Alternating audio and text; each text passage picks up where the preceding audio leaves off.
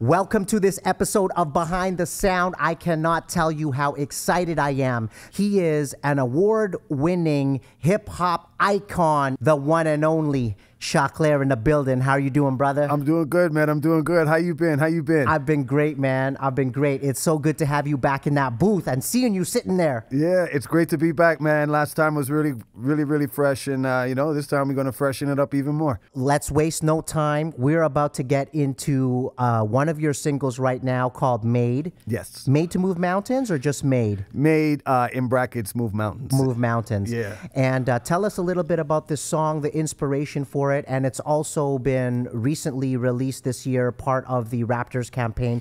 Fill us in on all of that stuff. Yeah, well, Made to Move Mountains, it's a silver lining story. Got into one part in my life where things were really down and not really going so well, and I wasn't really mentally, I wasn't doing that well. And I remember sitting down at a park, and because it felt like I had like rocks on my shoulders, boulders on my shoulders, and the only thing is like, if there's something in your way, you got to move it. So I was put here to move mountains, and that's where the inspiration of the song came on. And it was great for the Raptors to go and use it because because it's a song that meant so much for a team that means so much to the country. Yeah. And all of us aspiring to become professional athletes and stuff like that. Before we only had the Leafs and we only had the Jays, and a lot of us were playing ball and stuff. And now we have a ball team here, and now we have so many Canadian players in the NBA. So it was the fact that the team that means so much to the country and the city. I felt that it was great that they picked a song that meant so much and means so much for me in getting over what I was going through when I created the song. So that's a very special song for me, and I was happy that they used it and picked it. I love that. And when it resonates with you as the artist, I think that's when your story really resonates with other people. And you could hear the passion and the roots and the storytelling that you do in that song. And one of the things you mentioned is, self-love. We were talking about that on an episode previous to this one, where it's like we're so kind to other people when they're having a hard time, and to tell them it's going to be okay, you're going to get through it, blah, blah, blah. And some of those things you need to be able to remind yourself about too. We can be really tough on ourselves. Mm-hmm. And I really love that message in this part of the song and what you talk about in terms of self-love and taking care of yourself. The crazy thing too with that song is when I did it, it was originally just kind of released over in Germany. Yeah. It was one of those stomp the yard, those dance movies type thing back in those days. Yeah. And I remember when it first got up on YouTube, and I was reading through the comments, and people would be like, I'm forgetting the name of the move, Stomp the World or something like that. Yeah. And it was like, Stomp the World brought me here, Stomp the World brought me here. And then everybody started liking it, and then it sort of leaked back into Canada. Yeah. Because it never was officially released over here, the video. It was just, it just gained momentum. And one of the things that really happened a lot was, like you just mentioned, people would say, like, this song, it means something. Like, they use it as a morning motivation when they go to the gym or they're doing this, because it just has this inspiration. And I'm glad that it inspires people when they hear the song and they like the song as much as I was inspired to write it. And when I perform it, it just takes me to a spot where I can say, a lot of people dwell on problems. And I'll hear a problem, but then I dwell on solutions. Yeah. I can get mad all day about what's going on. I know my car has a flat tire. I can kick the tire and curse up and down, go everywhere and be mad. Whereas a song like this kind of inspired me to go like, okay, there's a flat tire.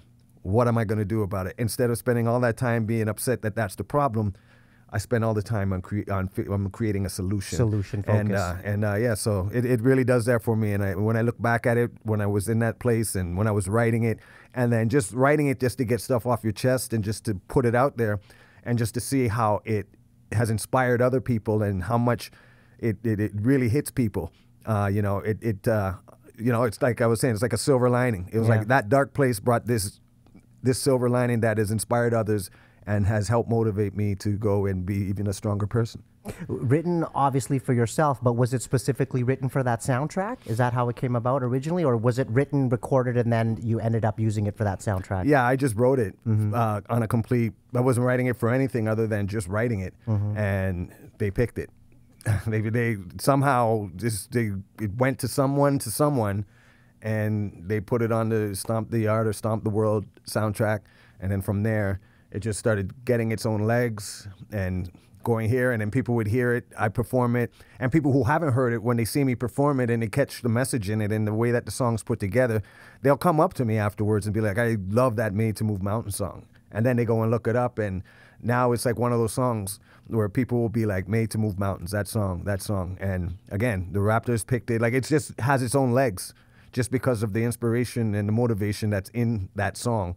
When people hear it, they just enjoy what it's about and the message that it gives, and I'm very happy about that. Well, I felt that the pressure to write around the inspiration of it too. Like, thank you for letting me. I love when you come on these shows and I get to collaborate with icons like you and put a verse on it. But I definitely felt that pressure of like, what do you say on a track like this? It's like such a big song with such a big message that it took me a while to really hone in and figure out how I wanted to say what I wanted to say on it. But I really do appreciate the message on this and the way that you're able to inspire other people and other artists and mentorship, which we'll talk about later in the podcast as well, to do their thing and to do things in the right way and make music for the right reason. So yeah, we appreciate you, brother. Thank you. Thank you so much. Let's go. Let's go. So this is Made to Move Mountains. It is the official anthem of the Raptors 24-25 season off of Stomp the World soundtrack, or Stomp the Yard, whatever the movie is. We're going to look it up and place a link right here afterwards. This is Made by Choclair. We're going to do a first take of this right now, and you'll actually hear my verse for the first time. I'll rock it so you hear where the place is, and you tell me how I did, okay? All right. All right, here we go, brother. Yeah. Yeah. Check it. Yeah. 1 2 1 2 1 2 1 2 1 2 1 2 1 2 1 1 2 1 2 1 2 1 2. Yeah. I was made to move mountains. I was born to be astounding. I was grown with a good heart, the type to dive in the waters, deal with the sharks. Whoever survived it, yo, we threw them on the ark. No, I ain't Noah, and no, I ain't Jesus. Just a man that grew up, two brothers in a co-op. A single mother, but knowing is thank you and pleases. Don't mistake my niceness for weakness. That's thinking you can touch natural glycerin. One touch freeze, don't feel the shivering. You're ice cold and the ground starts trembling. I was made to move mountains. I was born to move mountains. I was made to move mountains. I was born to move mountains. It goes. I was made to move mountains. I was made to move mountains.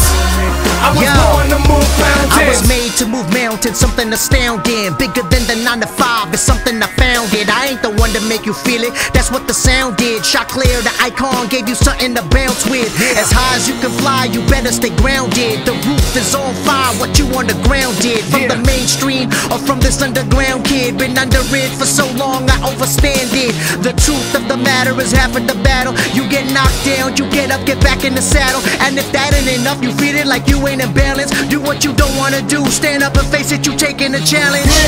I was made to move mountains. I was born to move mountains. I was made to move mountains. I was born to move mountains. Sing it. I was made to move mountains. I was made to move mountains.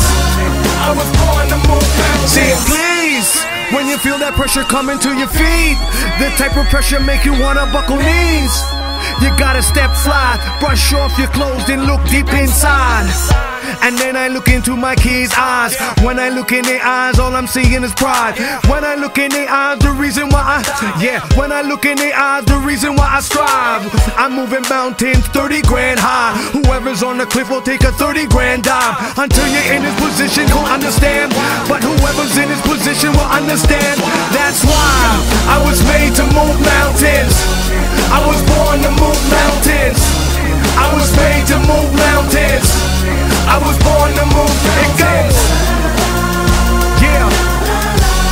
I was made to move mountains. I was made to move mountains.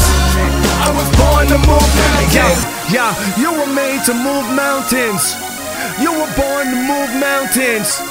You were made to move mountains. I was born to move mountains.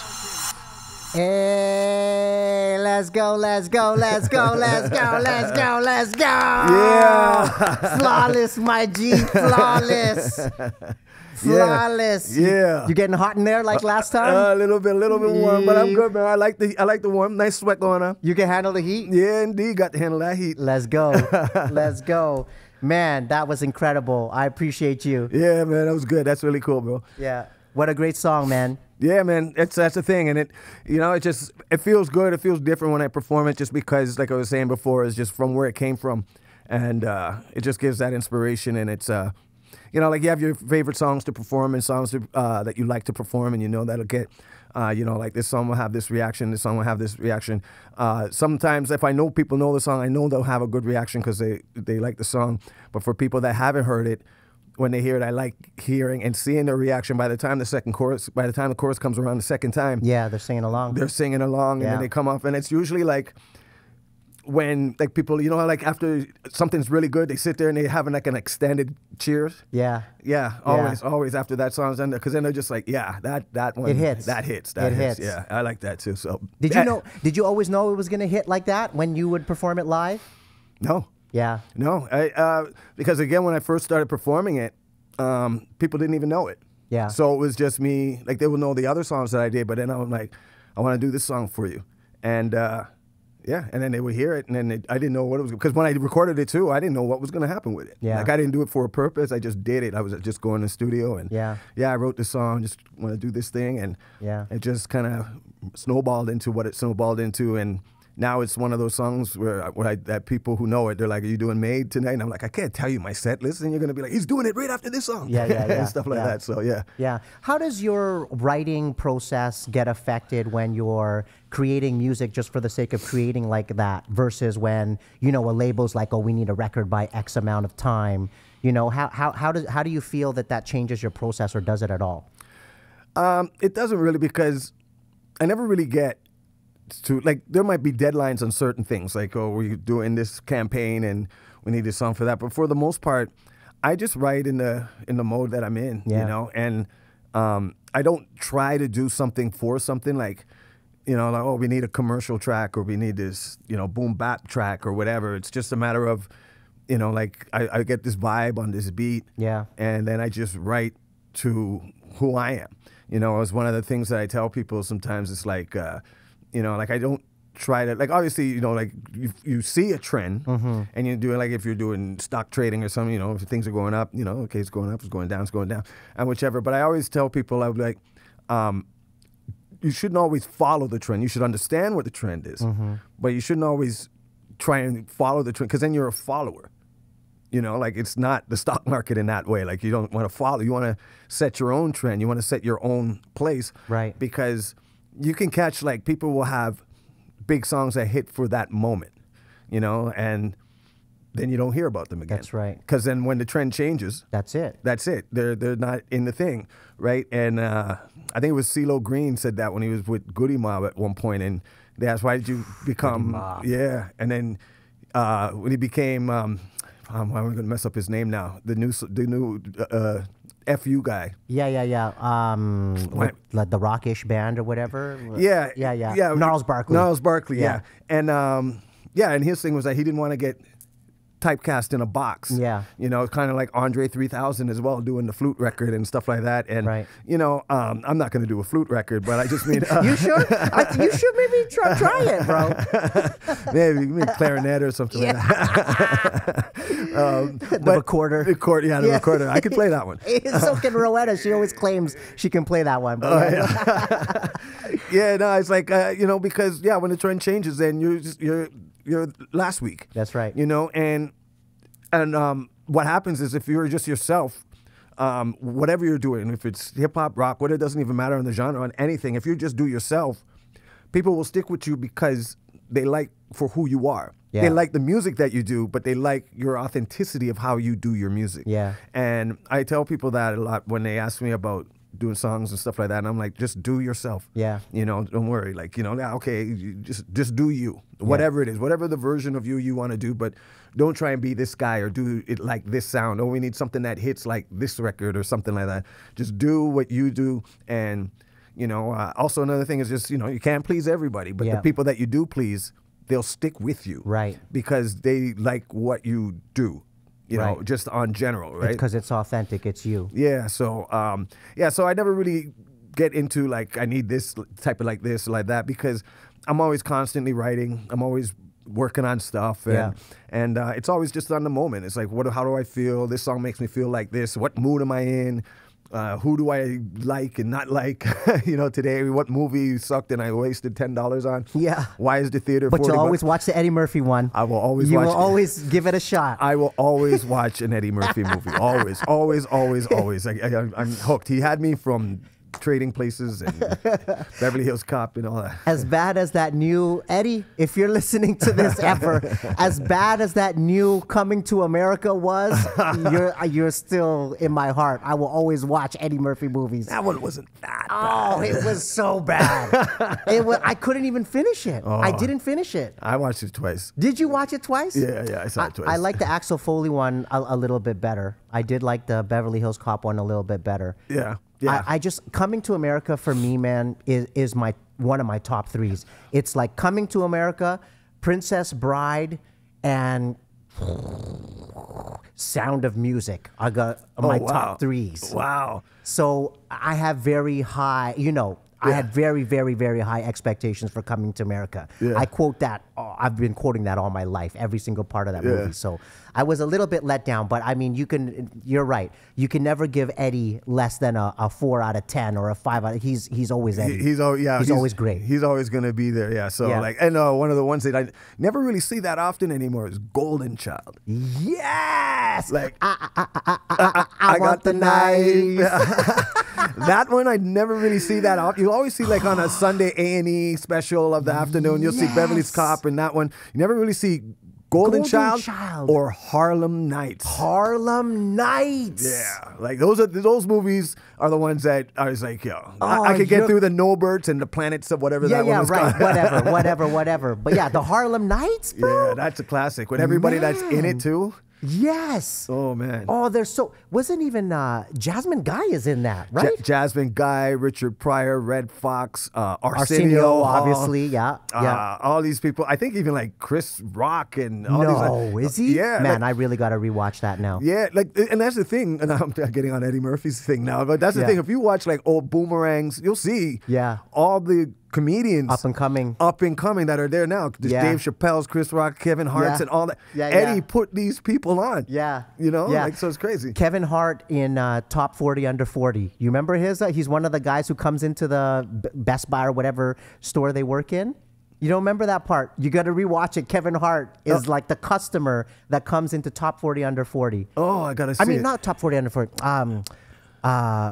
Virgin, 40-year-old virgin. Oh, 40-year-old virgin. Okay, yeah, with what's his name there, Carell or something? Steve Carell. Steve Carell, yeah. Yes. Yeah, that's right. Yeah. So he's a customer that comes in, a young Kevin Hart, and he's not even that young yet. He already looks like Kevin Hart, but it's early on in his career, and it's hilarious. The first one that I saw that was Soul Plane. Yeah, okay. Like I remember him doing little parts here and there, but then I was like, who's this short guy? Like, and Soul Plane. I don't know why people hate. I find it's funny. I thought it was funny too. I was okay with Soul Plane. It's not a rewatch for me, but I was okay with Soul Plane. I think that came out with Kevin Hart even before 40-year-old virgin. That has to be earlier. I think that was his bus movie, and then and then for Dave Chappelle, one of his bus movies was Undercover Brother. I don't remember that. Oh, it's like a Soul Plane, so like but it's. I don't know. I like it. Yeah. I like Undercover Brother, Soul Plane. It's all those things. Those are cool movies. People crap on them, but I like them. I love it. I love it. I mean, getting back to what we were talking about, I think that's why the music that you make is timeless. That's why people still bump Let's Ride and Northern Touch and these classics because even though it's a version of you, not who you are today.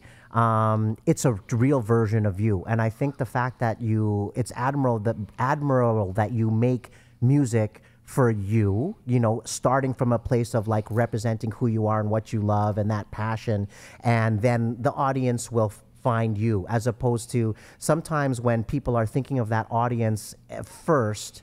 It's the formula comes into play when you think of like a record label's like, okay, we need a boom bap beat from you, and it's got to be like this flavor. It's gonna sound like this Busta Rhymes song. Yeah. You know, you get into this formula thing where you're right. Once that trend is out, the artist is out. Yeah. And there's so many artists now. Like, you know, like you could just type in music on YouTube, and you know, millions and millions of people who do music professionally or just just because it's just something they enjoy to do will come up. So, you know, like there's so much in your face that sometimes you can hear a song and you forget, you don't even know who sings it. Yeah. You know, until you hear it again and somebody tells you who sings it.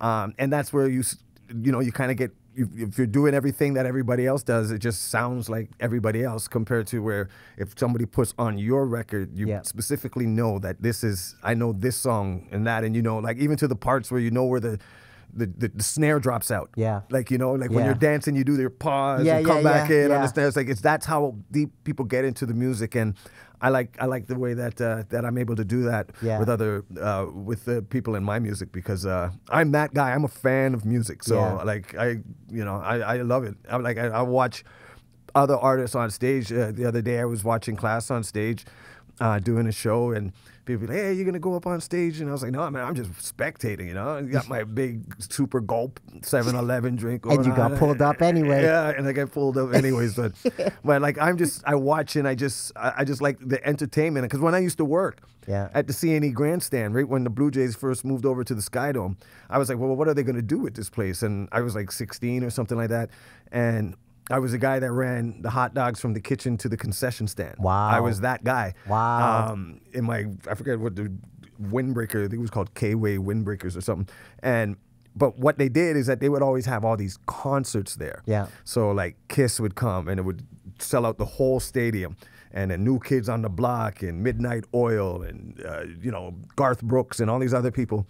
So I got to see them rock on stage whenever I get a chance to poke my head out and see what's going on in the crowd. And it's that showmanship and everything like that. So I'm a fan of shows and entertainment and creativity and stuff. And so I like to bring that out in my music, because you know, if I was just sitting watching, someone came to do a show and someone's just sitting there and strumming on their guitar for 45 minutes to an hour. Yeah. You know, like, where's the explosions? Where's the power? Or at least move or something like that. Right. You know, so try to do that, and I think that's what people gravitate with me, is I always just try to go and put one foot forward, because you know, like people, that might be the only time they ever get to see you. I meet a lot of people.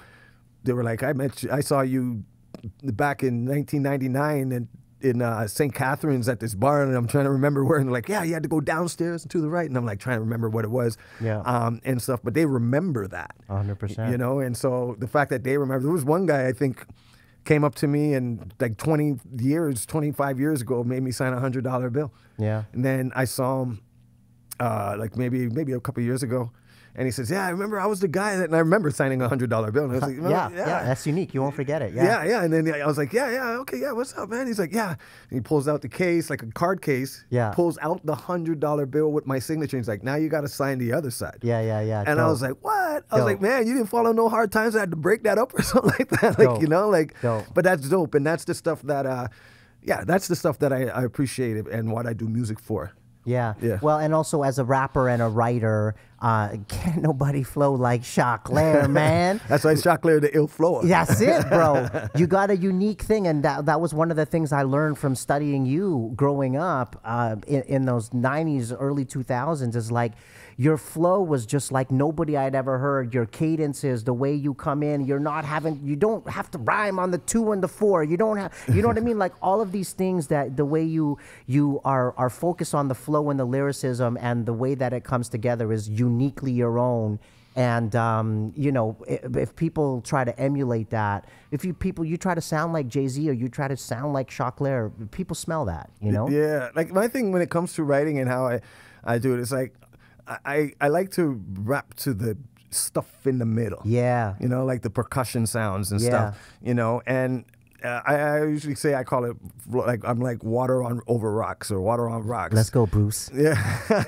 Let's go, Bruce. So, you know, like I just like the flow. I like hitting, because I hear different things in the beat, like, you know, like that shaker, and I'm like, yeah, I want to rap to the shaker, or yeah, I'm going to rap to the hi-hat or that Kong sound that's in there or something like that. And yeah, man. And it's just, I don't know. And it's not even that I do it on purpose. I never really go out and say, this is what I'm going to do. It's just when I hear the music, that's what pops out to me. That's dope. And it's just this rhythm. And I like, when I'm flowing on music, is I like to be a part of the music. Yeah. You know, so like. Almost like your own percussive instrument. Yeah. That complements it and adds to it. And the thing is that when you hear that beat, you know, when you hear a beat and you can instantly tell whose beat it is. Yeah. You know, it's like, yeah, that's the Choclair beat. Yeah. You know, and it could be any kind of beat. It doesn't have to be a boom bap beat or a beat like Skunk or something like that. It could be any one of them. Yeah. And it's just a matter of like, but because I try to own the music, like own the song, you know, being a part of it. So that's what it comes down to sometimes when I'm writing. And again, it's not really a conscious thing. It's just something that it's just within me because I appreciate flows and I appreciate lyrics. Yeah. I want to get into a second performance here with Rubbin. And speaking of different versions of yourself, how would you describe that version of yourself versus this version of yourself as an artist? You know, I think you're probably 19, 20 years old when you put out Rubbin, something like that? Yeah, around that age, yeah. 20 years old, yeah, 20. And so we're different men at that age compared to our mid 40s, late 40s now. How does that affect, and we talked about kind of the legacy of hip hop and the ageism of hip hop, whereas like it's such a young genre that only now you're starting to see the Snoop Dogg's and the Dre's and even rappers from before that get into their 60s, right. you know? And it's like, man, they shouldn't be rapping anymore, but yet it's okay for Axl Rose and for some of these older rock genres to be doing that because there's this history of and this longevity, and hip hop is so much younger. How would you describe that? Talk to me a bit about that ageism of hip hop and the maturity of the artist that you become today. Well, I think it's just because of like hip hop is finally kind of doing its full circle. Yeah. You know, like in the 80s, you had in the 80s, late 70s and 80s, you had a lot of like electronic kind of sounding beats and stuff like that. Yeah. Like they were using synthesizers and stuff and 808s and stuff. And then it moved a bit to like where the boom bap era. And then it got into the 90s where it was like sampling and stuff using hits from the 80s and stuff like that, whatever. And then the funny thing is, then as the 90s went on and it went into 2000s, it started going back around because I guess the mid 2005s or whatever, when Little John started kind of went back to almost like the 808s. Right. You know, I actually compare musically, not musically, I don't know, but I always made a comparison of like Little John and Luke. Uncle Luke, because I like Miami bass back in there, like here lizard, lizard, like those songs and everything like that. Yeah. It was fast, up tempo and whatever. Yeah. And Little John's had that same kind of hit on certain songs. And I think as far as that is because we're just coming around. Yeah. Like rock music and country music and jazz and everything like that, they've gone like 2 lifetimes already. Right. You know, we're still in like our first lifetime cycle of the music. So it's still growing and maturing musically. And I find like sometimes people don't look back at the history of music. They just get caught into the time of now and what's popular. And if they're popular now, it's like they get into their own bubble and can't see anybody outside the bubble. It's just like I'm walking right here and anybody else is nothing, you know? And I think that's where it gets into because like you mentioned, and people don't go and say, why is Guns N' Roses still touring? Why is Elton John still on the road? Why is like these guys tour until they can't? Right. You know, like I think Billy Joel is like this is my last whatever run because he's very much older now. He's probably like 70s and 80s or whatever, and it's health and everything. Right. But they go until they can't. Right. And nobody second guess them. They still sell out their tours, right, and stuff like that, and some of them retire many times over, right? It's like, okay, I'm done. This is my last tour, and then how do you get out of something you've done all of your life? You can't stop. You know? It's not like I gotta wake up and go to this job, and I can't wait to get home and be away from it all. Right. It's like it's just a passion in you. You know, like some people who don't even perform this, you know, like professionally, some people just like to go in their garage and jam out. Yeah. Every weekend they might get the boys together and play, you know, like cover stuff at this local bar. Right? Yeah. You know, it's just because it's in their passion to do. So when people have passion in whatever field of profession that you're in, but definitely in hip hop and music, it's like there's no time limit to get out of it. Yeah. You know, and I think the respect has to be given to the people that actually stayed in this long. Right. Because there's a lot of people that you probably heard this year or last year that you won't hear next Ever year. again. Yeah. You know, but these people are going back to late, like Cool J, he goes all the way back to the 80s, you know what I mean? Now he's a movie star, you know? And then the people who came up in the 90s and doing all this other stuff, you know? So, and they still doing music. 50 has all this other stuff going on, and he's still doing tours and shows. Why? Yeah. Because he loves the music. Right. He probably makes more money off the other stuff than he does off doing music. 100%. You know, but there's a passion. So you can never call an age on this. And I think it's also up to the elders to make sure that the youngers know where their history are. Yeah. Because the reason why I think us as a older generation in hip hop know about it is because we had to look for it. Yes. You know, we had to go and find, there was no hip hop stations playing, there was no YouTube, no Spotify, no nothing.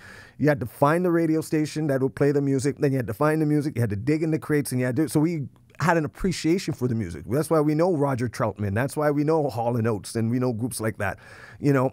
Whereas nowadays, everything is just right in your face. Right. You know, you don't have to search. And I think it's important for us as the older generation that's doing hip hop is to help make these younger guys understand where the hip hop came from, because a lot of the beats, sound, style came before they were even a thought. And then they're coming in and like, oh yeah, I got a new stuff. No, man, that's from 1989. Like somebody already did that. But it's cool that you're doing it. But that, remember, something like that already happened. You know, and even if it's your own different take of it, but a variation, you're making a variation of what already happened. Yeah. You know, and once I think people learn that history in music, then they will be more enriched as far as their knowledge in music, creating music, because, you know, they will just have a different perspective instead of just doing what they think they should do. Because I had Belle Biv DeVoe Poison record. It was a 10-minute version. We ain't making 10-minute version songs anymore. You know what I mean? So yeah, but you know, and it's nothing against any of the young rappers. They got their style going on. It's new. I'm sure when I was coming out, people who were a couple of years older than me, they're like, I kind of still listen to this and whatever. You know, For sure. like, Yeah. You know, but it's like that's universal. Yeah, but it's just showing the appreciation, learning. Yeah. Because then when you have knowledge of this, you have if you have knowledge of stuff, you have knowledge of self. Yeah. You know, if you know where it came from, you know where you're going. Yes. You know, and it's also important for the older guys in hip hop to let the younger guys know where they came from and who set those things up and made it easier for you not to walk around with a crate of records and ship them out and have huge mailing fees because you had to send it to radio stations and this. Right. You know, and then that's kind of like, I really appreciate that because I came from doing it independently at first, then signed to a major, and then went back to independent. So I already had the hustle of the legwork of what it takes to do it, you know, like what it takes to do it on our own. Then I found out, okay, now I'm signed to a label. I see what the machine does. Yeah. Now I could put what I learned from the machine into the hustle both, and incorporate both into it, and it made me even better for that. And I think that's a good thing. You know, like if like I still know how to read a phone book. Yeah. Yeah. Like, you know what I mean? Like I know how to read an encyclopedia. You know, if Do you know what a phone book is, kids? Yeah. You know, we had to actually every year. We got a big yellow page, 2 phone books actually. Yeah, 2 phone books. Yellow pages and the white pages. And the white pages had blue pages. Yeah, that's right. That was new though. It didn't always have the blue pages. It didn't always have the blue pages. Wait, what were the blue pages again anyway? It was the businesses. Okay. So you could find residential numbers, and then they separated the business and put it at the back of the book in the blue. So essentially it was the yellow pages without the ads of the businesses and everything. Yeah, exactly. And that's the thing. If the lights go off, I know how to start a fire with 2 stones and a stick. Like, you know, like, so that's the knowledge that we need to go and help the younger kids get, because you know, something's going to change in the future. I love that. You know, and it's and they're going to have to evolve as well as like how I had to evolve. Like I was saying, instead of shipping records, I know how to email stuff and do things and use the technology. Right. But I also know how to do that, and I know what the groundwork goes into doing that and creating this type of longevity and style and everything like that. So yeah, like, you know, it's just a good thing, and I just think we need to reach out to everybody and make them understand there's no age limit on hip hop. Yeah. Like, you can have your younger stuff, yeah, because you're younger, you got more energy. I'm not jumping off speakers anymore. You sure? You sure we won't see that at R&B for Bed? I think you should jump off a speaker. No, you might break some shit. Yeah, I did it once, and I promised my knees I'd never do it again. Oh no. Yeah. That was the last time. I was in Lethbridge actually, and with Mocha only, and I did it. Jumped off the speaker, and the knee said, "Hey, bro, don't do that again. This is the last time. This is the last time I'm going to do it." But I don't need to jump off speakers anymore. Yeah. I got my own bop. You got a little too hyped, because I know Mocha likes to go crazy on stage too, probably doing some crowd surfing. Yeah. I've only crowd surfed once, and it was in Ottawa. Oh yeah. Yeah. But the whole time I was doing it, I was like holding on to my back pocket. I was like, "Don't take my wallet." Yeah. Right, living in fear. Yeah. Yeah. You know? People trying to grab your ass and stuff. And so when we talk about the importance of mentoring some of this young generation, you're doing that with some artists right now as well in your hometown. Talk to us a little bit about that, because you're teaching them things like, the importance of publishing rights, the importance of shit happens funds. Give us a breakdown of that story. Yeah, so it just it's good, because somebody came up to me and just wanted to have me help him to kind of understand things in the industry and stuff like that. And so, like, when I talk to mentoring and stuff, I'm not necessarily saying what songs to do, how to do songs, because everybody does their own style of music that they do. I more talk about, like, stuff that to be aware of when you're in the industry and doing this as a business. We were joking about, like, when shit happens funds. Yeah. Like, when you're out on the road and one of your friends goes to an after party, and they're like almost half an hour out of town, and you got to leave, and you're the guy, my tour, my show. Yeah. You need shit happens, because he's your DJ or your hype man. You have to get him back there. Right. So you have to have a little thing, a little cash flow for that. Shit happens fund, right? You need to have that. Or if you come with a whole crew of people, they don't see all the other people. They just see you. So if somebody does something stupid, they get drunk and pop someone's tire, they'll be like, yeah, Choclair and the crew did that. You know what I mean? Yeah. So knowing those people, you don't need to have like 18 people on stage with you, because then even if someone was looking at you for the first time, and they don't know who you are, they won't know who you are. Right. Because there's so many people. So you keep the focus on you. Like, just those things, how you handle yourself. And if you're having a bad day, this one actually happened to me one time. I was doing a show, and we had to leave. Like, the show was done, and I had to go. Because I think I had something else I had to do. And someone was like, "Hey, man, it's great to meet you, Shox, whatever, blah, blah, blah.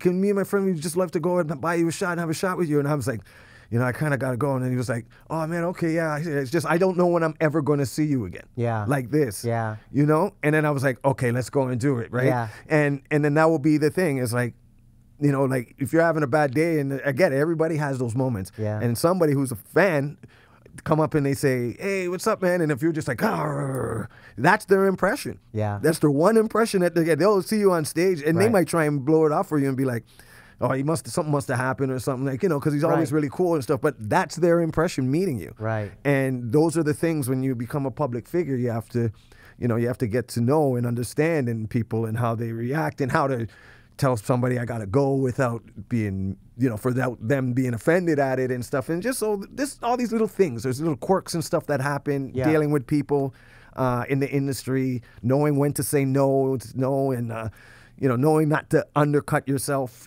because you're trying to be nice, and stuff like that. So be business minded still. Yeah. So I do that with a lot of artists, and we just talk.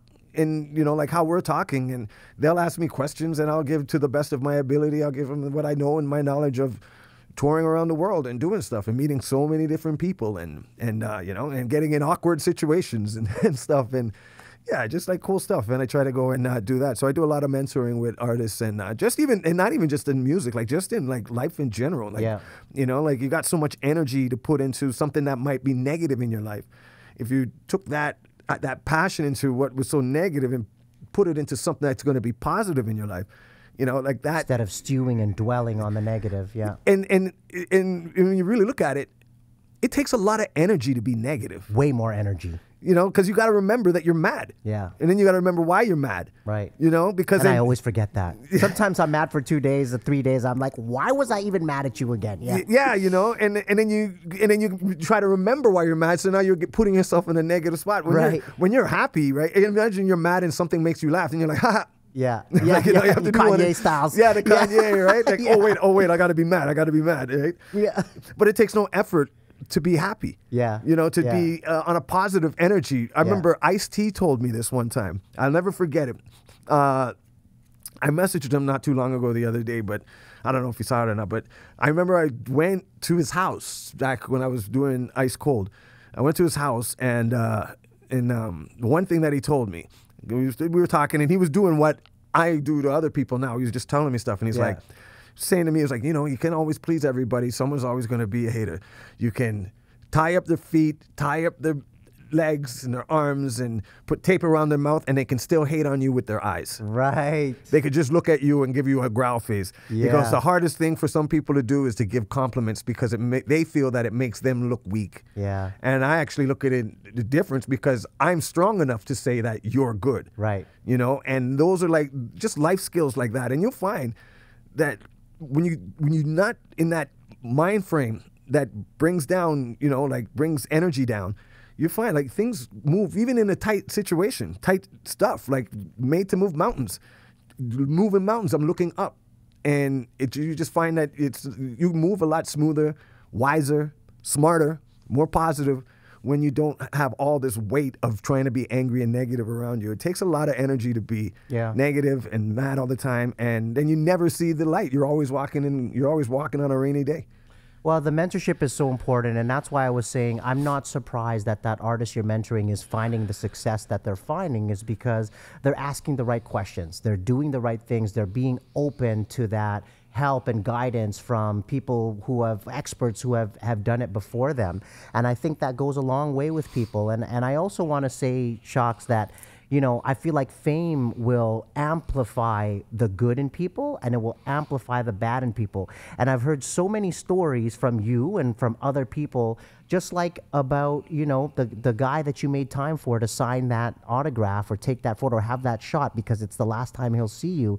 Whereas a lot of artists, a lot of, you know, you look at the Justin Biebers and the kind of stuff that they do to the media, and I get it, that's, you know, maybe on a crazy invasion of privacy level, but I think that when you're a good person, you amplify the good things. And I love that there's all of these stories around you where it's like, you know, you took the time. Those, like, I've known Quake for so long, like all these guys, you know, doing stuff. I remember one of Classified's first shows was with me at the Marquee, and now we're like classes doing wonderful things, and we are good friends and stuff like that. And all these things that we have, like the history, you know, just being there and doing stuff. And, you know, what did Class say to me the other day? He's like, track 11 on Memoirs of Blake Savage. He goes, man, I listen to that all the time. Now I'm like, trying to remember what track 11 was. Track 11, it's track 11.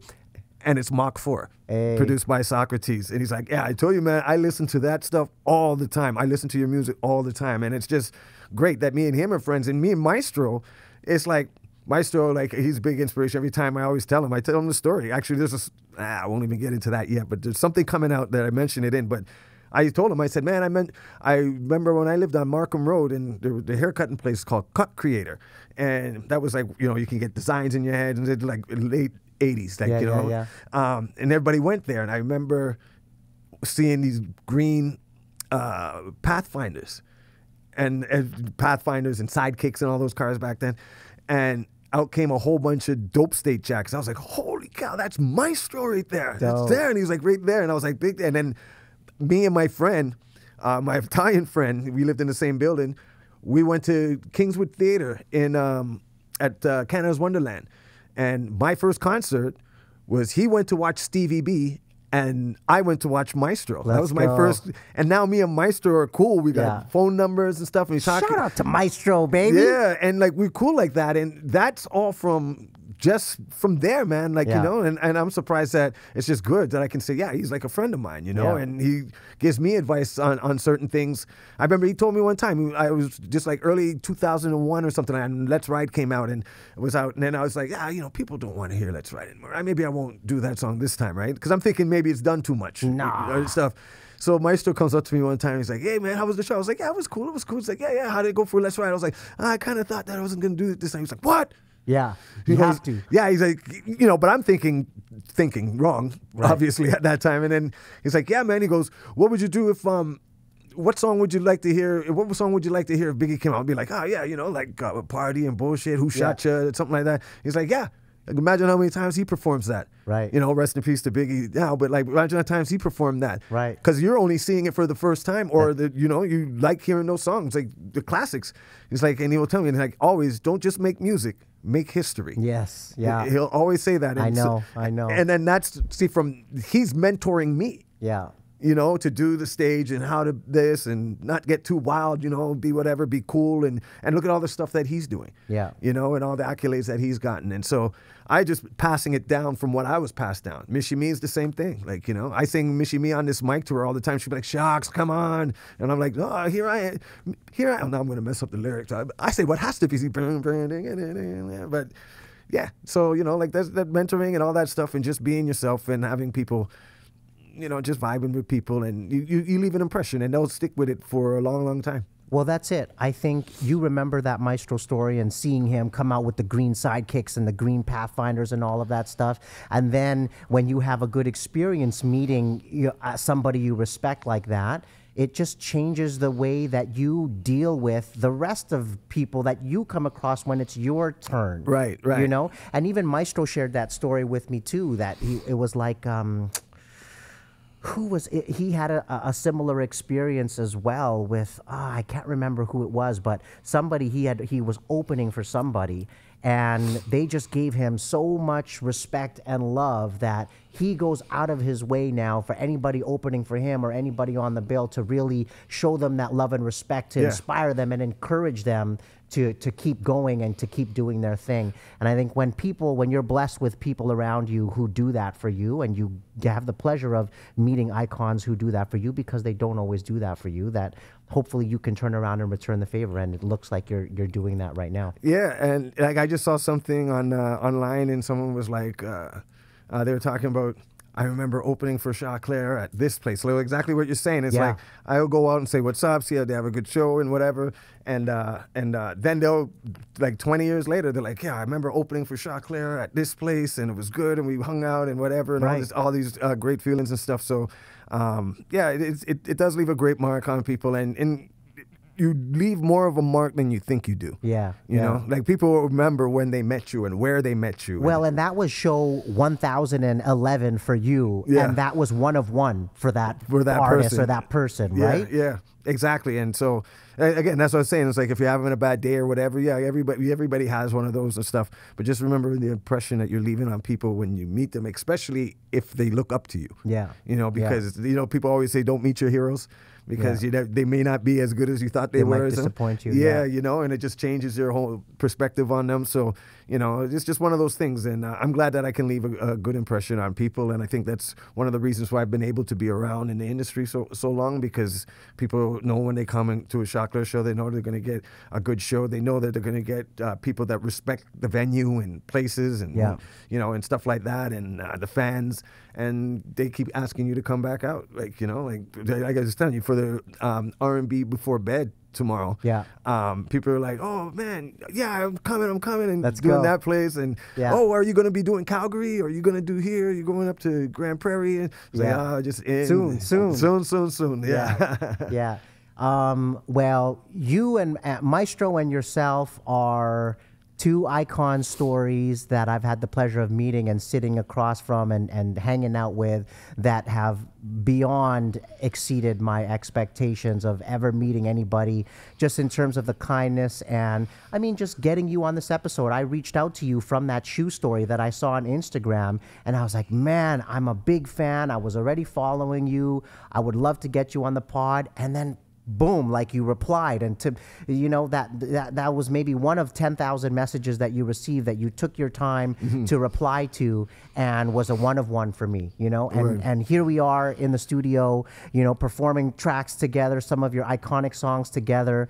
Anyway, I really do appreciate you and the kindness and the gestures that you give, not only to me but to other artists, and giving other people the opportunity that Ice-T or other mentors may have given to you. Oh no, I appreciate it, and yeah, man, it's really good, and I appreciate that, and yeah, it's just sometimes it's, you know, the funny thing is that when people tell you, because you're always looking forward, right? You're always looking what next move you're gonna make, what next step and stuff, and when you meet people that support you or whatever, they always make you, like, they remind you of what you did, you know, like I was there when you opened up for Destiny's Child at I don't think they call it, well, it used to be called Molson Amphitheater at the Budweiser stage. You know, when that Destiny's Child, I was there. I saw you perform. I saw you at the you know, at the show, the Up in Smoke tour. I saw you there and here and that and that.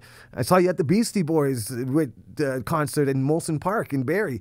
You know, like, so those things, they remember those stuff, you know. And sometimes when people message me, sometimes it takes me a minute, but I always, because sometimes I forget, if I'm not following or something like that, it goes into your request, and you can always see your other ones.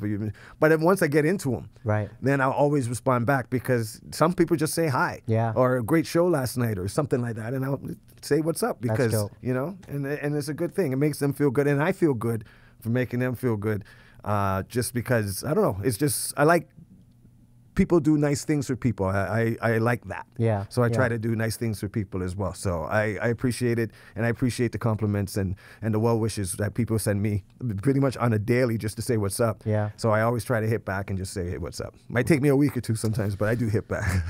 Brother, you are one of one, and we're about to get into another banger right now, an iconic Choclair song, Rubbin. That I can't even believe when you hear this beat, you know who's about to rock.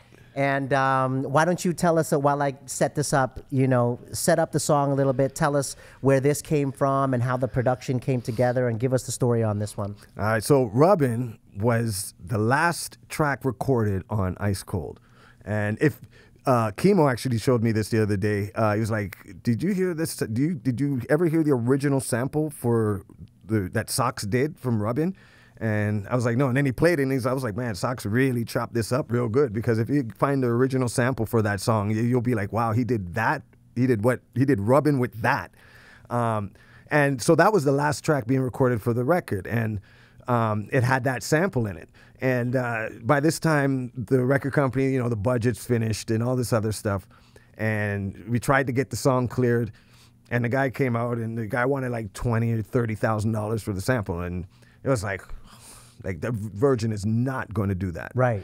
Not going to do it, and all this other stuff. And I don't know, somebody greased the wheels or something like that and got it down to 2.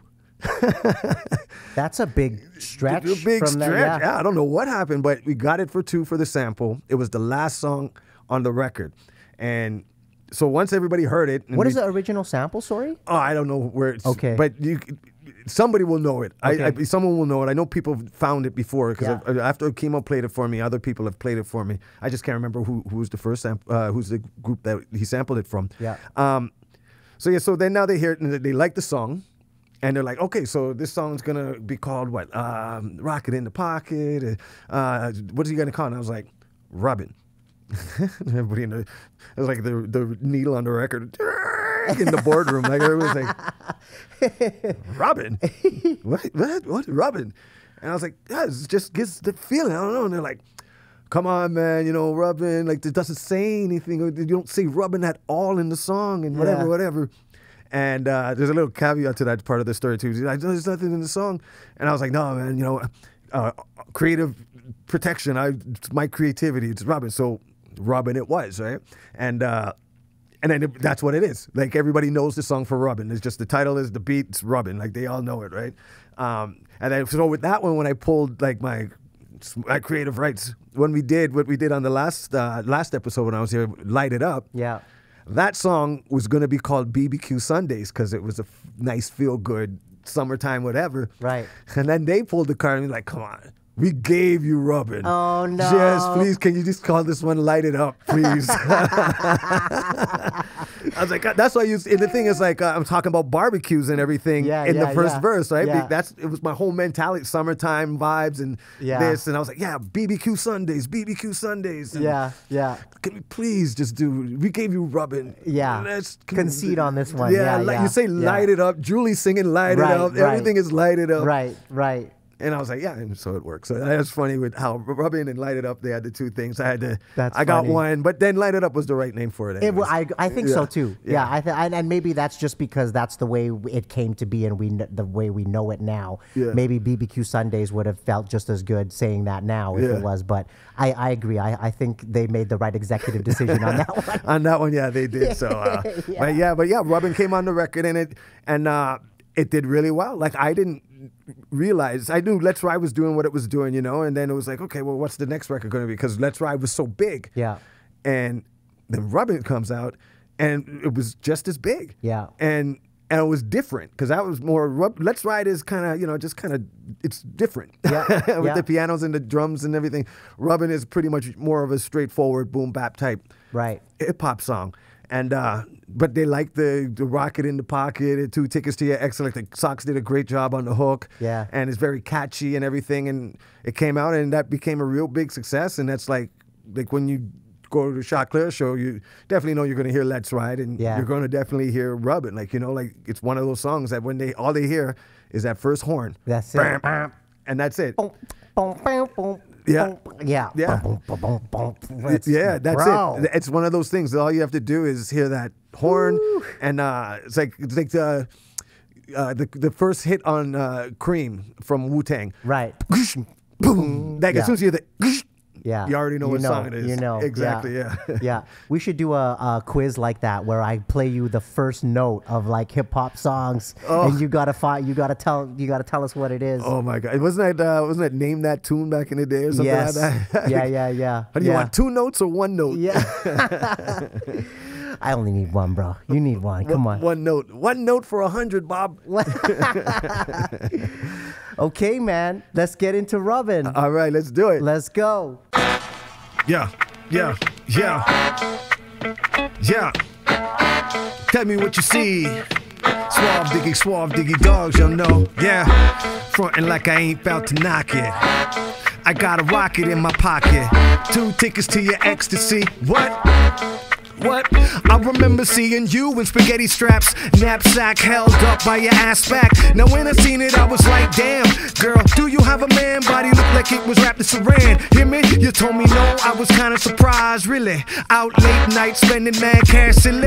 See the walk you were walking, open my eyes, and the talk I was talking, parted your thighs, and you ain't nothing wrong. Yeah, cause we both grown, hitting in the morning till we strong grown, and we strong moan, and waking up the block and getting all confused. I show up, I'm your boyfriend. Don't dwell on these minor details. Let's cruise with the sweet growing speed to sales. We can rock on and cruise on. Press your tight skirt, be flossing your thong. It's on. Oh girl, you frontin' like I ain't about to knock it. I got a rocket in my pocket. 2 tickets to your ecstasy, and 1 for this chick standing next to me. If she with it, I'ma hit it. Yeah, ladies, if you with it, yeah, then I'ma hit it. I remember seeing you in Psych 105. Apple of my eye, Filipino with a vibe. Hair all up in rubber band ponytails. Make me wanna rub and smooth like my Sony feels. She got a boyfriend, cool, is he really real? Come on, really? I ain't the type to be concerned with competition, feel me? I stepped up like, what's up, boo? What you studying for? Can I be a study buddy and more? Take the number to my cellular phone and my pager. Tonight she'll be ready to bone. I'll see you later. Meet me at the spot, have 'em all up on Lizak. You're all up in my heart like charts, they got chiz now. You frontin' like I ain't about to knock it. I got a rocket in my pocket. 2 tickets to your ecstasy, and 1 for this chick standing next to me. If she with it, then what? I'ma hit it, I'ma hit it, girl. Ladies, if you with it, then I hit it. Yeah, I'ma hit it, yeah. Yeah, you see, this is for my ladies in open-toe shoes and belly chains that make money and like they sex sweaty, like they sex messy and ready to go and not afraid to say they ready to bone. It's on, not afraid to peel off the thongs, and not afraid to take it straight to the dome. And for my dogs that make laws and cruise offshores with 5 in their pocket or drive shitty cars, but when it comes to strokes, bring Venus to Mars and take enough rum cake to clear out the bars. So watch yourself, girl, when you playing it close, cause you get the strokes and then what goes, it's on. You frontin' like I ain't about to knock it. I got a rocket in my pocket, 2 tickets to your ecstasy, yeah, and 1 for this chick standing next to me. Now if she with it, then what I'ma hit it, girl. Ladies, if you with it, what I'ma hit it, hit it.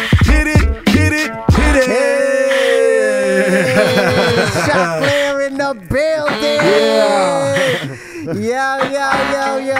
Yo. Oh my goodness. I appreciate you so much, man. Word. Thank you for rocking that and for rocking Made. Always incredible to have you in here. You are so kind, so gracious, and so talented. Fuck ageism, man. Shox is out here doing it better than anybody. Word up. Yeah, thank you, man. I appreciate it. Oh, it was great, man. It was great. It's great getting those songs out, man. It feels good. Feels good. Yeah. I mean, man, those were, just so you know, that was the first and only take. We went in here and he just rocked those performances straight through like it was a live performance, as polished as that sound. And that's what a veteran can do, you know, those kind. Even though that is the 10,000th song he's performed it, maybe that's the first time you've heard it in a long time right here on Behind the Sound, and he's not afraid to do that and show these other cats how it's done. Yeah, man. You know, you get in there, make it work, and make it happen. That's it. I appreciate you, man. Yeah, word up, yo, big shouts, and we'll see you again. And I know you're gonna hear this after the event, but I just want to say in advance, big up to everybody that came out to the R&B before bed. And it was great having lunch with y'all, and it was great meeting y'all and seeing y'all. And I'll see you again real soon. Yeah.